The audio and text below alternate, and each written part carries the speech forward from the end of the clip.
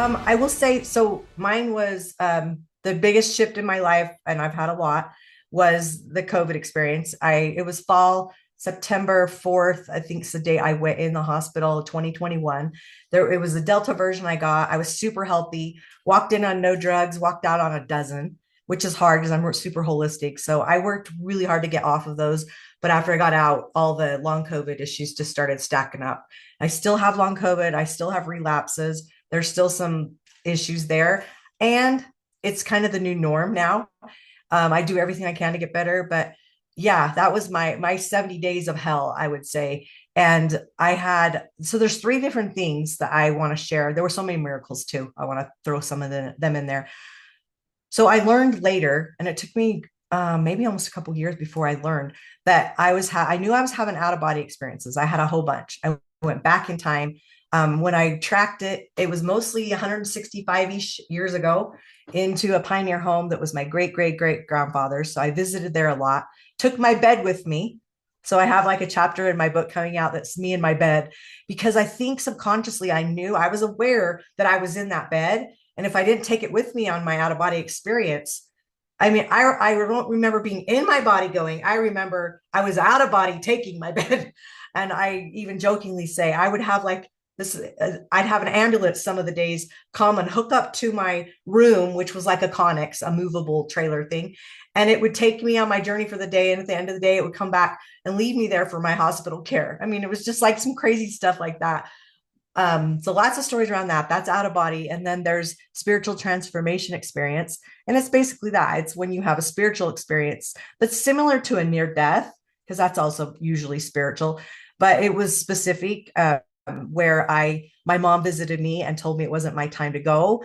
And then I had all these people appear in front of my bed because I knew I was in my bed, and they came in white, and I knew all of them had passed on. Of course, I recognized all of them, including my grandbaby who had passed away just a couple days old, 6 months before. She was an adult, but I knew it was her.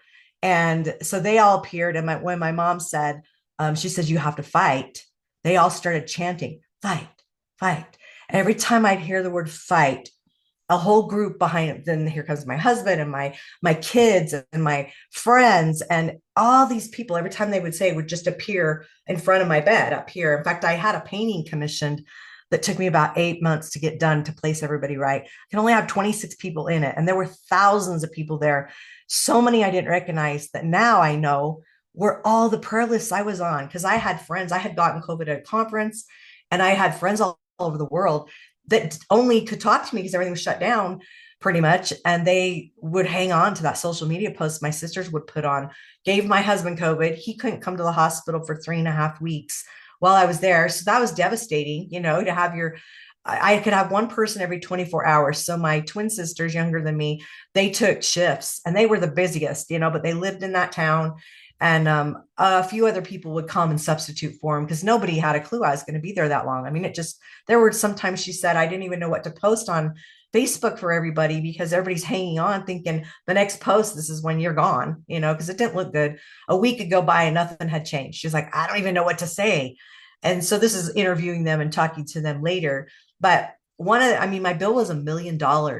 And one of the miracles was in my whole life, had never had health insurance. I don't know how we had that many kids and didn't have health insurance. We were lucky and blessed. 2 months before I got sick, I had a friend that said, no, with this new Obamacare stuff, you will be shocked how reasonable it is. Let's just look. And then she's like, because, COVID. And I'm like, I'm not going to get COVID. So I get it. I get the insurance 2 months before and have $1 million hospital bill. So that was one of my miracles. I ended up with a lung disease.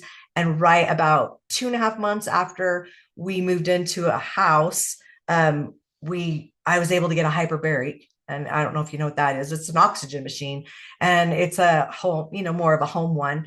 And I was able to get that, which I think saved my lungs. And just like the stories behind everything that happened were just unbelievable. I didn't have insurance, but I ended up finding out. So one of my high school friends, her son worked for an insurance company. And he lived out of like up north, northern Utah. And he goes, isn't that your friend that's in the hospital that's so sick with COVID? Because everybody was talking about it because nobody got that bad and lived. They just died.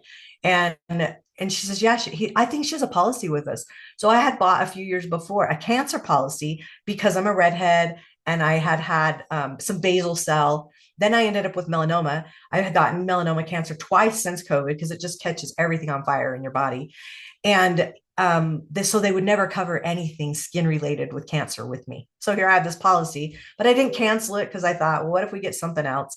Well, apparently there was a rider on it, and it paid cash so much per day if you were in the ICU. So I ended up with a like $30,000 check that just came back to me. And we were in the middle of buying our house. I mean, it just was like all these things that were such blessings were just out of nowhere. So it was like, okay, your suffering wasn't in vain, and you lived, and all right, now I got to get busy because I was told to do things, and so